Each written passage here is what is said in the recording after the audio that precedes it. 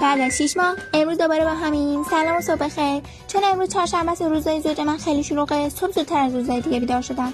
من اول صبح همیشه لیوان آب میخورم و بعد از خوردن صبحونه رفتم سراغ چکلیست تابستونم و تیک زدن برنامه‌هام و کتاب خوندن. اگه تو هم پی دی اف کتاب و یه چکلیست تابستونه میخوای که تو خونه حوصله سر نره، کلمه تابستون رو کامنت کن تا داخل دایرکت در بفرستم.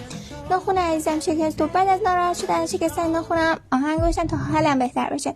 چون امروز کلاس زبان دارم، زبان تمرین کردم و برای استراحت کوچیک میوه مورد علاقه‌م و ناهار خوردم و برای کلاس آماده شدم. لباس و وسایلی که می‌خواستم آماده کردم چون امروز بعد از کلاس میریم خونه مامان جونم.